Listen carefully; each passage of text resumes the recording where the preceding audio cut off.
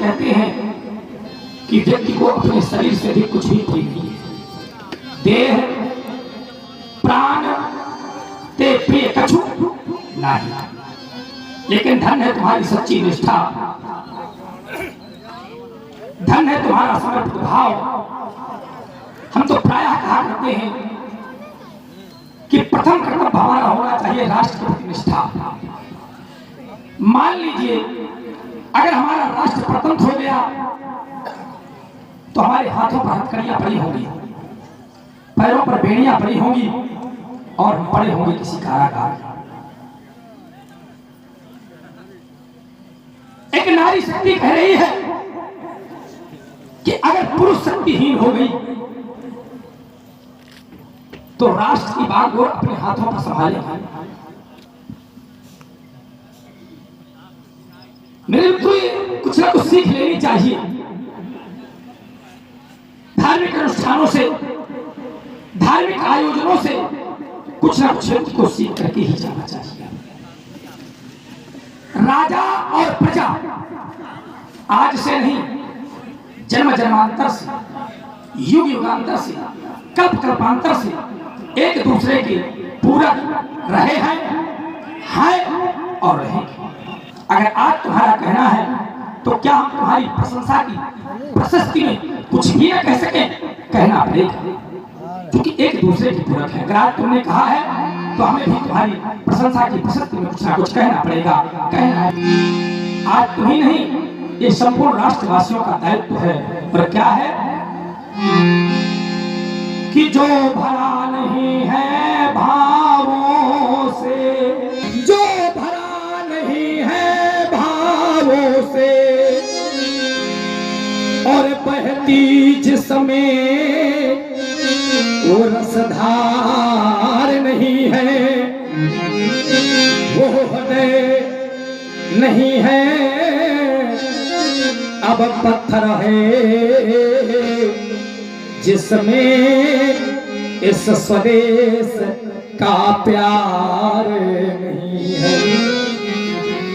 अपने देश के प्रति, अपने ग्राम के प्रति व्यक्ति को यादें रखनी चाहिए। जैसे याद रखने ने सुनाया, ये पूर्व जन्म की कृतियां हैं, अगर स्मरण में बनी रहती हैं तो व्यक्ति को कभी जीवन में अभिमान। जननी जन्मभूमश्च स्वर्गात्। जिस जन्मभूमि में हमने जन्म लिया है उस जन्मभूमि को हमें याद रखते रहना चाहिए। कहीं भी चले जाएं लेकिन हमें याद रखना चाहिए। हम तो प्रायः कहा करते हैं कि व्यक्ति किसी भी जाति का क्यों ना हो, किसी भी धर्म का क्यों ना हो, लेकिन जरा विचार करो, हमें राष्ट्र के प्रति जब कोई बात आवे तो एक हो जाना चाहिए। तभी तो हम कहा करते हैं कि चाहे अरे हिंदू हो या मुस्लिम और हो सिख ईसाई, पर एक बार अरे एक बार सब मिलकर बोलो कि हम हैं भाई भाई। जब कोई भी राष्ट्र की समस्या आ जाए तो हमें एक हो जाना चाहिए। हम अगर एक नहीं हुए तो हमारा राष्ट्र पतन हो जाएगा। रही बात तुम्हारी बड़ाई की, तो समाज में प्रतिष्ठा पाने के लिए, समाज में यश पाने के लिए आचार्यों के द्वारा देववाणी में 3 बातें कही गई हैं। और 3 बातों में अगर एक भी बात व्यक्ति के जीवन में नहीं है तो समाज में व्यक्ति प्रतिष्ठा नहीं पा सकता है। बहुत अच्छे लोग बैठे हुए हैं, वो 3 बातें कौन सी हैं विचार करें। हमारा कहना है पहला क्या होना चाहिए लक्षण? बोले साहित्य। साहित्य से व्यक्ति को ओतप्रोत होना चाहिए। अगर जीवन में साहित्य नहीं है तो संगीत, और अगर संगीत भी नहीं है तो कला, और अगर तीनों चीजों से व्यक्ति विहीन है तो साहित्य संगीत कला विहीना तो साक्षात पशु पुच्छ विषाणहि क्रम न खादन्नपि जीवमानः तत्भागधेनं परम पशूना। लेकिन आज तुम तो कला से ओतप्रोत हो, और हम यही कहना चाहेंगे कि व्यक्ति को ऊंचाई पाना बहुत साधारण बात है, ऊंचाई पाना, लेकिन ऊंचाई पा करके उस पर बने रहना ये विशेष बात है। तो हम तो कहते हैं कि कला के द्वारा जो तुमने ऊंचाई प्राप्त की है, कम से कम इस ऊंचाई पर आकर के कभी अभिमान न करना, क्योंकि संसार में ऐसा कोई भी प्राणी नहीं है। असको जन्मा है जगमाही, प्रभुता पाई काहि मद नहीं। संसार में ऐसा कोई भी प्राणी नहीं हुआ जिसको प्रभुता का मद ना हुआ। तुम तो चाहते हैं कि जिस कला के द्वारा तुम्हारी ख्याति हुई है, तुम्हें नाम मिला है, लोगों ने जाना है, तो ये कला तुम्हारी बनी है। क्योंकि कला और कलाकार व्यास अंतर है, बहुत अंतर है, जैसे जमीन और आसमान। कला युग युगांतर से है, जन्म जन्मांतर से है, कल्प कल्पांतर से है, और कलाकार तो कुछ समय के लिए आता है और समय पूर्ण हो जाने के बाद चला जाता है। जैसे भी आदरणीय व्यास जी का सम्मान किया गया, लोग जब थे तब उनका सम्मान था, आज भी सम्मान है, लेकिन कला पूजनीय है और कलाकार प्रशंसनीय हुआ करता है। कुछ समय के लिए कलाकार आता है, जैसे आज हम हैं, कोई ठिकाना है, कल रहेंगे, कोई ठिकाना नहीं, कोई रहता नहीं, तो मृत लोग है, कराल काल के गाल पर खड़े हुए, कब किसको ग्रसित कर ले कोई ठिकाना नहीं है। तो कला और कलाकार जैसे जमीन और आसमान, कला सदियों से है और कलाकार का कुछ समय निश्चित है। तो कला को मैं हृदय से प्रणाम करता हूँ और तुम्हें कलाकार होने की दृष्टि से तुम्हारी बड़ाई करता हूँ, प्रशंसा करता हूँ। जाओ, तुम्हें समाज में मान सम्मान और कीर्ति मिले, विश्राम करो, विश्राम करो, विश्राम करो। आए सभी विज्ञ धर्मज्ञ धर्मानुरागियों और लीला के प्रति प्रेम रखने वाले प्रेमी, वास्तविकता में आपके कहीं न कहीं पूर्व जन्म के पुण्य उदय हुए।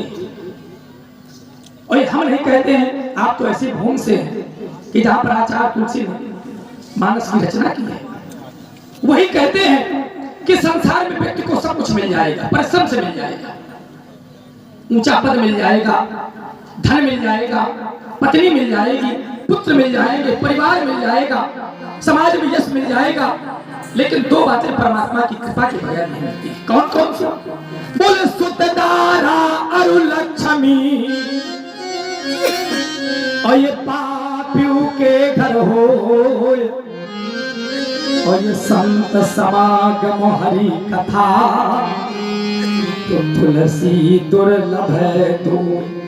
ये भगवान का जो खाता भाई होगा ना, जो लिखते हैं, ये आपका लिखा जाएगा जो आप बैठे हुए, और चाहे जितना समय व्यतीत किया हो वो लिखा जाए न लिखा जाए, लेकिन स्वरूप के माध्यम से, इस धर्मंच के माध्यम से कहता हूँ कि भैया गाथा आपकी अवश्य लिखी जाएगी और इसका परिणाम आपको मिलेगा जब धराधाम को छोड़ करके जाओगे। ये दो चीजें बड़ी दुर्लभ है। संतों का सानिध्य, जैसे भी आपने पूज्य देवहा बाबा की कथा सुनाई, उनको तो क्या कहना है, किसी ने उनकी उम्र का आकलन ही नहीं किया। ऐसे ऐसे हमारे भाग भूमि पर संत हुए हैं कि जिनकी कोई तुलना ही नहीं, अतुलनीय है। कितने संतों का वर्णन किया जाए, हमारी संतों की भूमि है। विचार करें, तभी तो हम कहा करते हैं कि दो चीजें दुर्लभ है, संत समागम हरि कथा और तुलसी दुर्लभ है दो। तो आज जो आप बैठे हुए हैं ना, विचार करें, आप अपने मन से नहीं बैठे हुए ना, आप अपने मन से आए हैं। ये परमात्मा की कृपा है, परमात्मा की कृपा का सुप्रमाण है। विचार करो। और हम नहीं कहते हैं, आचार्य तुलसी कहते हैं, राशि क्या कहते हैं, संभल कि आवत यही सर, हर जगह आप पहुंच जाएगा, सारे काम आप कर लेंगे, सब कुछ आप पा लेंगे परिश्रम से। आवत यही सर अब अति कठिनाई, राम कृपा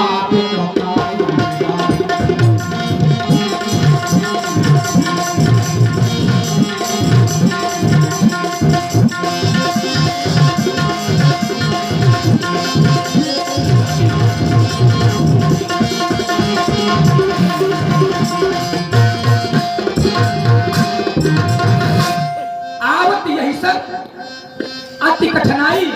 अब बाबा तुलसी ने लिखा है कि राम के साथ बिन आए न जाए। तो क्या हमारे परिश्रम का सुप्रमाण है? ये बाबा ने कहा है कि परमात्मा की कृपा का सुप्रमाण है। जब भगवान कृपा करते हैं तब मनुष्य का शरीर देते हैं, और जब अत्यधिक कृपा करते हैं तब ऐसे शुभ स्थानों पर पहुंचा देते हैं। भैया मनुष्य शरीर पाना ही केवल ईश्वर प्राप्ति का साधन है। अत्यधिक न कहते हुए चूंकि समय बहुत अधिक हो गया है, एक उदाहरण श्रीमद् भागवत महापुराण का भी देते हैं। अभी श्री रामचरितमानस की बात कही, श्रीमद् भागवत महापुराण में वेद व्यास ने लिखा है कि शरीर बड़ा ही दुर्लभ है, शरीर बड़ा ही दुर्लभ है। और शरीर कैसा है दादाजी, तो आज हम बोल रहे हैं आचार्य वेद व्यास ने लिखा है कि दुर्लभ हो ये मान सो दे हो। एक तो मनुष्य का शरीर ही दुर्लभ है, और शरीर कैसा है, बोले देहि नाम क्षण भंगुरा, देहि नाम क्षण भंगुरा। एक तो मनुष्य का शरीर दुर्लभ है, और शरीर कैसा है, बोले क्षण भंगुर है। इसी को आचार्यों ने अपनी पंक्तियों में लिपिबद्ध कर दिया है, लिख दिया है। क्या लिखा है कि क्षण भंगुर जीवन की कलिका, और कल प्रात को जाने ये खिली न खिली। भैया हमारा कौन सा साथी कब किस तरह छूट जाए इसका कोई ठिकाना नहीं। जब तक हमें संसार में हमारे प्रेम से मिले, हंस लो गा लो, ये दिन न मिलेगा भैया कोई नहीं। तभी तो हम कहते हैं बड़ी ईमानदारी से हृदय की भावना से कह रहे हैं, क्षण भंगुर जीवन की कलिका, कल प्रात को जाने ये खिली न खिली, और मलया गिर की सुचि शीतल मंद, सुगंध समीर चली ना चली। आप लोग कहेंगे क्यों ना चली, तो इसका एक कारण है, और कारण क्या है कि कलिका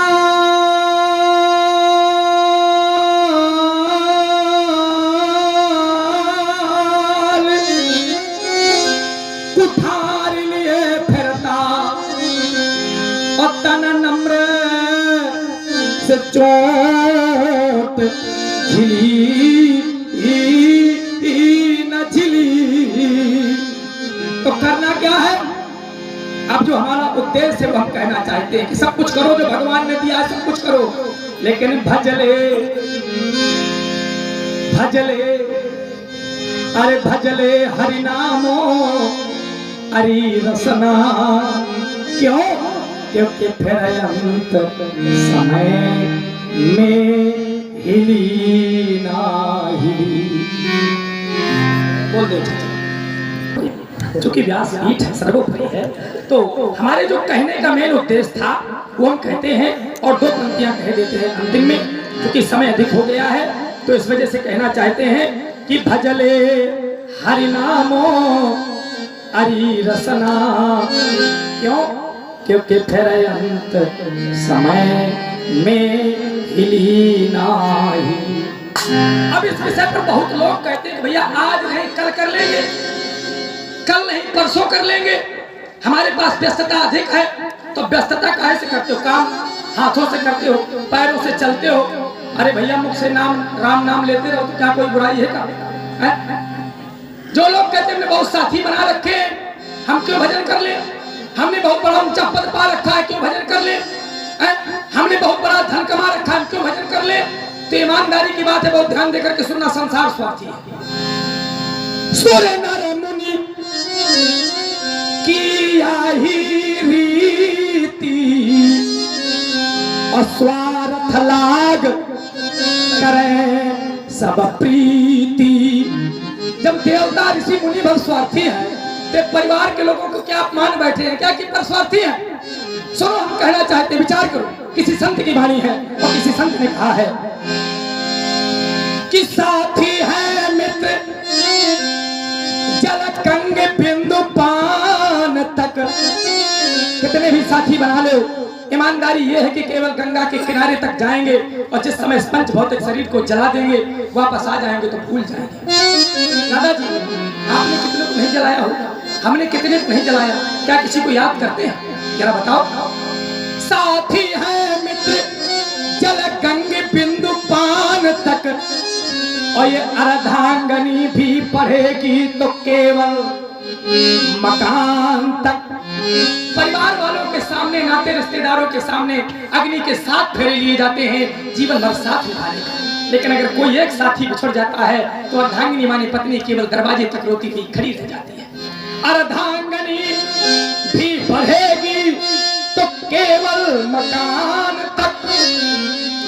परिवार के लोग चलेंगे यस मसान तक, इस मसान। और बेटा भी हक निभाएगा तो अग्निदान। उत्तर निकाल लो। जिस बेटे के लिए व्यक्ति जीवन पर्यंत दिया परिश्रम करता है, भगवान का ऐसा विधान है, विधि का विधान है कि उसी के द्वारा मुखाग्नि दिलवाई जाती है। मारे परमात्मा तेरा विधान कैसा है। अरे बेटा भी हक निभाएगा तो अग्निदान। अब इसके आगे भैया कौन साथ देगा। अरे इससे तो आगे, अरे इससे तो आगे हर भजन ही है साथी। और हरि के भजन पे अकेला रहेगा। भजन ही है साथी, भजन के बिना अकेला रहेगा।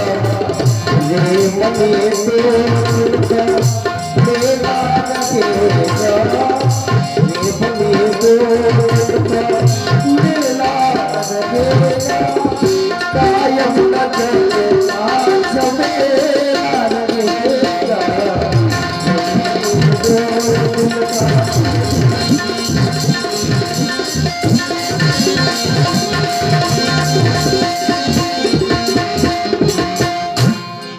केवल भैया 2 दिन का ही खेल है। चाहे अच्छा कर लो, चाहे बुरा कर लो, चाहे यश कमा लो, चाहे अपयश कमा लो।